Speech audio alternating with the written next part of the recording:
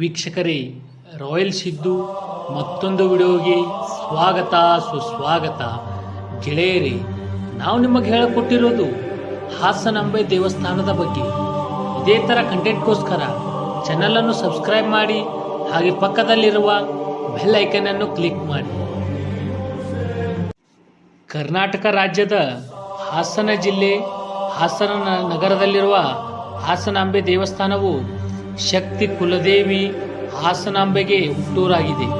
ಹಾಸನಾಂಬೆ ಎನ್ನುವ ಹೆಸರು ಕನ್ನಡದಲ್ಲಿ ಹಾಸ್ಯ, ಹಾಸನ, ಹಾಸುವ, ನಗುವ, ತಾಯಿ ಮಾತಾ ಎಂಬುವಾಗಿ ತಿಳಿದು ಬರುವಂತೆ ದೇವಿಯ ಮುಖವು ನಗುವೊಂದರ ಹಾಗೆ ಉದ್ದೇಶಿತವಾಗಿದೆ. ಈ ದೇವಸ್ಥಾನವನ್ನು 12ನೇ ಶತಮಾನದಲ್ಲಿ ಹೊಯ್ಸಳ ವಂಶ ಕಾಲದಲ್ಲಿ ನಿರ್ಮಿಸಲಾಯಿತು ಎಂದು ಕಲ್ಪಿಸಲಾಗಿದೆ. ಇದು ಶಕ್ತಿಪೀಠಗಳ ವೈಶಿಷ್ಟ್ಯಪೂರ್ಣ ಕ್ಷೇತ್ರದಲ್ಲಿ ಸೇರಿದ್ದು ಸ್ಥಳೀಯ ಹಾಗೂ ಮಾರ್ಗಬದ್ಧ ಭಕ್ತರಿಗೆ ಬಹುಶಃ ದೇವತಾ ಮತ್ತು ಹೆಸರಿನ ಅರ್ಥ.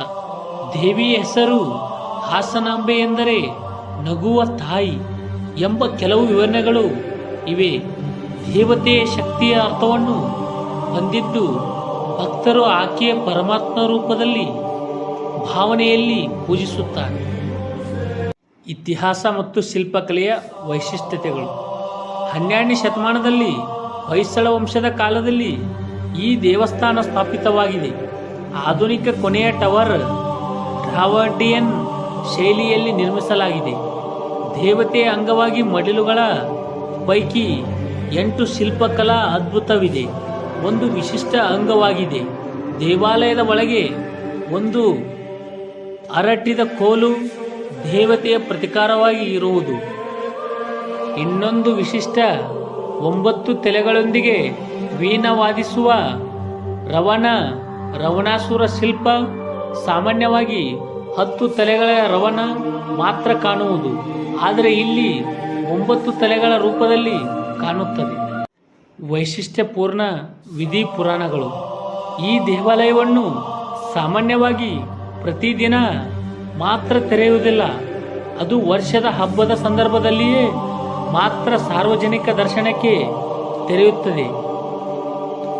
ವಂದನೆ, ಪೂಜೆಗಳ ಸಮಯ ಮತ್ತು ದರ್ಶನಗಳ ಸಮಯಗಳ ನಿಯಮಗಳು ವಿಶೇಷವಾಗಿದ್ದು ಜನರು ಮುಂಚಿತವಾಗಿ ಯೋಜನೆ ಮಾಡಿಕೊಳ್ಳಬೇಕಾಗಿದೆ. ದೇವಾಲಯದ ಮಿರಾಕಲ್ ಮತ್ತು ಲೋಕಕಲೆಗಳ ಕಥೆಗಳು. ದೇವಾಲಯದ ಒಳಗೆ ಇದ್ದ ಪ್ರಾರ್ಥನೆಗಳು ವಾರ್ಷಿಕವಾಗಿ ಅತ್ಯಂತ ವಿಶೇಷವೆಂದು ಭಕ್ತರು ಭಾವಿಸುತ್ತಾರೆ.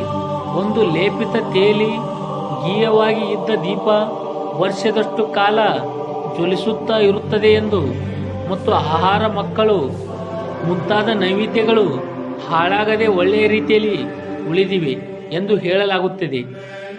ಸೊಸೆಕಳ್ಳಿ ಎಂಬ ಹೆಸರಿನ ನೀವಿಯ ಶಿಲೆ ಆ ದೇವಾಲಯದಲ್ಲಿ ಇದೆ ಎಂದು ಕಥೆ ಪ್ರಸಿದ್ಧವಾಗಿದೆ.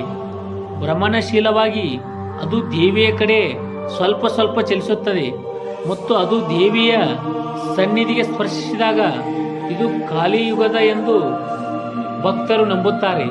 4 ಕಳ್ಳರು ದೇವಾಲಯದ ರತ್ನಗಳನ್ನು ಕದಿಯಲು ಯತ್ನಿಸಿದಾಗ ದೇವತೆ ಅವರನ್ನು ಶಿಲೆಯಾಗಿ ಮಾಡಿದ್ದಾಳೆಂಬ ಕಥೆ ಇದೆ. ಈ ಶಿಲೆಗಳು ಕಳ್ಳಪ್ಪನ ಗುಡಿ ಎಂಬಲ್ಲಿವೆ. ದೇವಾಲಯದ ಉದ್ಘಾಟನೆ ಮತ್ತು ಜನಪ್ರಭಾವ. ಈ ದೇವಸ್ಥಾನವು ಸಾಮಾನ್ಯವಾಗಿ ಮಾತ್ರ ದರ್ಶನಕ್ಕೆ ತೆರೆಗೆ ಹುಷಾರಾಗಿ 1 ವಾರದವರೆಗೆ ಅಥವಾ ಕೆಲವು ದಿನಗಳವರೆಗೆ ಮಾತ್ರ ಸಾರ್ವಜನಿಕರಿಗೆ ಮುಕ್ತವಾಗುತ್ತದೆ. ಭಕ್ತರು ರಾಜ್ಯದ ವಿವಿಧ ಭಾಗಗಳಿಂದ ಇಲ್ಲಿಗೆ ಬರುತ್ತಾರೆ. ಇದು ಒಂದು ಪ್ರಮುಖ ದರ್ಶನ ಸ್ಥಳವಾಗಿದೆ. ಪ್ರವಾಸಿ ಮಾಹಿತಿ ಮತ್ತು ಸಲಹೆಗಳು. ಧಾರ್ಮಿಕ ವಿಧಿಗಳು. ದರ್ಶನಕ್ಕೆ ಬಂದಾಗ ಶಾಂತಿಯುತ ಮನೋಭಾವ ಹೊಂದಿದ್ದು ಸ್ಥಳೀಯ ನಿರ್ಬಂಧನೆಗಳನ್ನು ಅನುಸರಿಸುವುದು ಉತ್ತಮ ಸಮಯ. ದೇವಸ್ಥಾನ ತೆರೆಯುವ ಅವಧಿಯಲ್ಲಿ ದರ್ಶನಕ್ಕೆ ಹೃದಯಪೂರ್ವಕವಾಗಿ ಹೋಗಲು ಶಿಫಾರಸು ಮಾಡಲಾಗಿದೆ. ಹೊರಗಿನ ದಿನಗಳಲ್ಲಿ ದರ್ಶನ ಸಾಧ್ಯವಿಲ್ಲ. ನಿಕಟದ ಸ್ಥಳ. ಹಾಸನ ನಗರದಲ್ಲಿ ಇದರಿಂದ ಸುತ್ತಲೂ ಹೆಚ್ಚಿನ ಆಕರ್ಷಣೆಗಳಿವೆ. ಇತರ ದೇವಸ್ಥಾನಗಳು, ಸಾಂಸ್ಕೃತಿಕ ಸ್ಥಳಗಳು ಹೋಗಲು ಸಾಧ್ಯ. ವಿಶೇಷ ಜ್ಞಾನ. ಒಂದು ವಿಶೇಷ ಮುಖ ಎಂದೆಂದಿಗೂ ತೆರೆಯದೇ ಇರುವುದು ಈ ದೇವಾಲಯದ ವಿರಳತೆಯಿಂದಾಗಿ ದರ್ಶನವು ಭಕ್ತರು ಮತ್ತು ಪ್ರವಾಸಿಗರಿಗೆ ಮತ್ತಿಷ್ಟು ಆಕರ್ಷಕವಾಗಿ ಅನಿಸುತ್ತದೆ. ಸಾಂಸ್ಕೃತಿಕ ಮತ್ತು ಧಾರ್ಮಿಕ ಮಹತ್ವ. ಈ ದೇವಸ್ಥಾನವು ಯುವ ಮತ್ತು ಹಿರಿಯ ಭಕ್ತರು ಎರಡರಿಗೂ ಸಮಾನವಾಗಿ ಗೌರವವರ ಸ್ಥಳವಾಗಿದೆ. ಹಾಸನ ಜಿಲ್ಲೆಯ ಐತಿಹಾಸಿಕ ಆಧಾರಗಳೊಂದಿಗೆ ಜೋಡಿಕೊಂಡಿದ್ದು ಸ್ಥಳೀಯ ಜನಜೀವನದ ಭಾಗವಾಗಿದೆ. ದೇವಾಲಯದ ವಿಶೇಷತೆಗಳು. ಅದ್ಭುತ ಕಥೆಗಳು, ಶಿಲ್ಪಕಲೆಯ ವೈಶಿಷ್ಟ್ಯತೆಗಳು ಇವುಗಳು ಸಾಂಸ್ಕೃತಿಕ ಆಳವನ್ನು ತೋರಿಸುತ್ತದೆ. ಭಕ್ತರಿಗೆ ಭಗವತಿಯೊಂದಿಗೆ ಸಾಂಕ್ರಾಮಿಕತೆ ಮತ್ತು ತಾತ್ವಿಕತೆಗಳ ನಡುವೆ ನಿರಂತರ ಸಂಪರ್ಕ ಸೇರಿದೆ. ಹಾಸನಾಂಬೆ ದೇವಸ್ಥಾನ ಒಂದು ಅಚಲ ಧಾರ್ಮಿಕ ಸಾಂಸ್ಕೃತಿಕ ಚಿಹ್ನೆಯಾಗಿದ್ದು ಅದರ ವಿಶೇಷತೆಗಳು ಮತ್ತು ಕಥಾನುಕಥೆಗಳು ಭಕ್ತರು ಮತ್ತು ಪ್ರವಾಸಿಗರನ್ನು ಆಕರ್ಷಿಸುತ್ತದೆ.